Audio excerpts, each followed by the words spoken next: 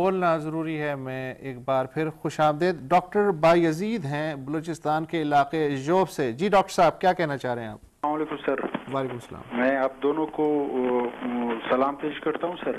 वालेकुम सलाम। तो बात ये है कि जनरल साहब जो कह रहे हैं, अभी जो उसने कहा था कि इसराइल का जो मिसाल दिया उसने, ये तो पता नहीं जनरल साहब ये खुद ये साबित कर रहे हैं कि पाकिस्तान भी एक गैर फितरी स्टेट है।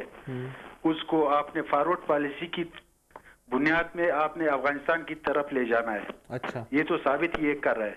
दूसरी बात ये जो उसने एक मिसाल दिया कि इसराइल, जब आप इसराइल और पाकिस्तान का एक मिसाल दे रहे हैं तो ये साबित कर रहे हैं कि ये दोनों इस्तेमारी और गैर फितरी स्टेट बन रहे हैं। इंपीरियलिस्ट। जी, इंपीरियलिस्ट। अच्छा। और गैर फितरी है जी। ये जनरल साहब की जी, मैं जनरल साहब की खिदमत में ये सवाल आपका पेश कर रहा हूँ। बहुत शुक्रिया जनरल साहब। अगर मेरी बात का ये मतलब निकाला गया है तो मेरे ख्याल से मेरे अल्फाज की चॉइस सही नहीं थी कि आपने ये मतलब निकाल लिया।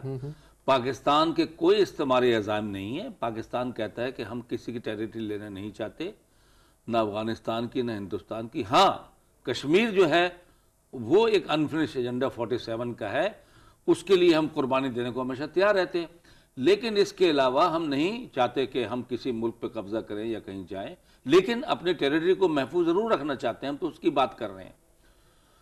दूसरा, आप जो कह रहे थे कि पाकिस्तान का दोस्त कौन है, और चौधरी लतीफ साहब भी कह रहे थे अलाइज कौन है, तो एक तो ये बात समझनी चाहिए कि मैंने ईरान का आपको बता दिया कि उनसे कभी इस लेवल पे हमारी दुश्मनी नहीं पहुंचेगी कि वो होस्टाइल हो जाए। ठीक है।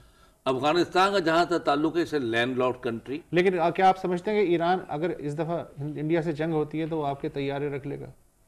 तैयारे ना रखे, मदद कर देगा, इंडिया को मना भी करेगा ये काम ना करो। अच्छा, क्या ना करो, मतलब कि वो हिल they have a soft corner for us. जहां तक अफगानिस्तान, चीन क्या करेगा? चीन भी हमारी मदद करेगा। चीन जंग रखवाने की कोशिश करेगा। मतलब 71 की तरह 71 में तो उनको बहुत आज का चीन तो सरमायादार और इकोनॉमी बेस्ड सब कुछ हुआ करे, लेकिन पाकिस्तान के साथ ताल्लुकात उनके अच्छे हैं। अगर इंडिया और चाइना के ताल्लुकात देखें और चाइना पाकिस्तान का देखें तो हमारे ताल्लुकात उनसे डीपर हैं, गहरे हैं और मजबूत हैं इस वक्त भी। और तीसरी बात जो मैं कहना चाह रहा था आपसे कि जो अफगानिस्तान लैंड लॉक्ड है, उसके पाकिस्तान से ट्रेड के, रिश्तेदारियों के बहुत लिंकेजेस हैं, वो भी डिपेंडेंट है, वो हमसे दूर नहीं जा सकते। और अगली बात जो मैं वो कहना चाहता हूँ कि वहाँ की जो पॉपुलेशन है पश्तून्स की काफ़ी बड़ी, इस वक्त वो पावर स्ट्रक्चर से बाहर है पॉलिटिकल। लेकिन अफगानिस्तान में जब तक एक स्टेबल पॉलिटिकल स्ट्रक्चर जो है वो नहीं कायम हो सकेगा, जब तक इनको ड्यू रिप्रेजेंटेशन ना दी जाए, तो आज अगर हमारे दुश्मन नॉर्दर्न अलायंस वहां पर जो हैं, जिनको इंडिया और अमेरिका और सब लोग पहले उनको करते थे सपोर्ट, अब वो डोमिनेंट है। कल को अब जब ये पावर का बैलेंस कायम होगा तो we will have better relation. लेकिन अब मसला ये कि वो पहले तो नॉर्दर्न अलायंस वाले थे ना, अहमद शाह वसूद वगैरह, अब तो माशाल्लाह करजई, तालिबान सब पाकिस्तान के गीतकार हैं। जुम्मा खान आफरीदी हैं पेशावर से, वो भी कुछ कहना चाह रहे हैं जी। अच्छा सर, मैं जनरल साहब से ये पूछना चाहता हूँ कि अमेरिका के साथ हमारी जो फ्रेंडशिप है जी, आप सुन रहे हैं सर? जी जी जी।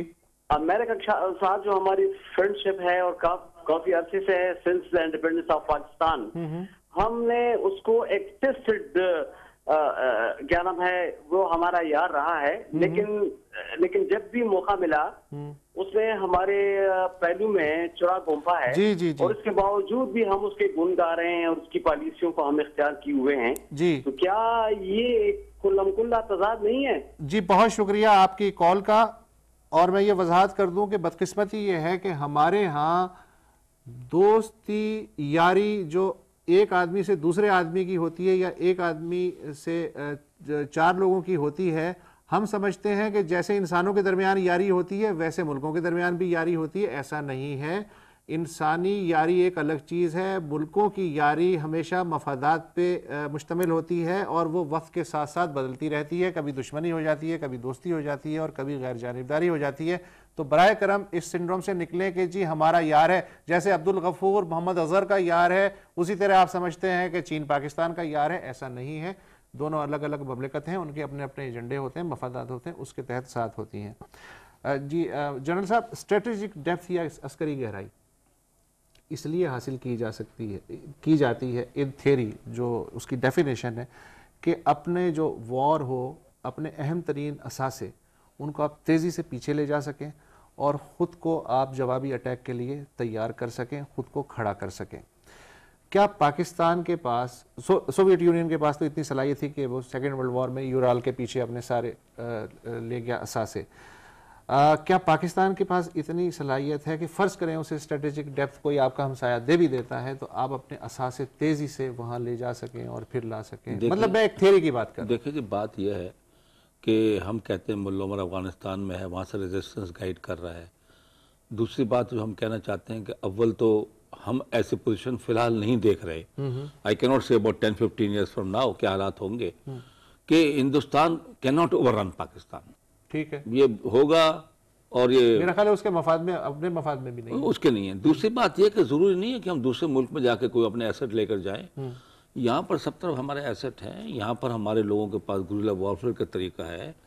जब थोड़े से जो लोग होते हैं, ये अमेरिकन फोर्सेस को उन्होंने वहाँ टाई डाउन कर रखा है, तो अगर हिंदुस्तान हमारे कुछ इलाकों में घुस के आता है तो उसको लोग आराम से बैठने देंगे वहाँ पे।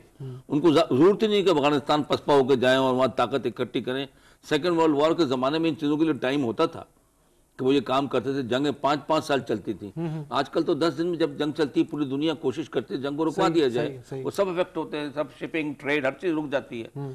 तो इसलिए ना इंडिया हमें ओवररन कर सकता है आसानी से, और अगर कुछ हमारे इलाके लेता है तो हमारे पास कहीं और जाने के बजाय अपने सिटी जैसे जाने का, वो बहुत हमारे पास वहीं पर रहकर उनको बहुत तरीके हैं घेरने के। है, बिल्कुल है। ये मिलिट्री प्लानिंग है, मतलब हमेशा से है, वो रहेगी रहेगी।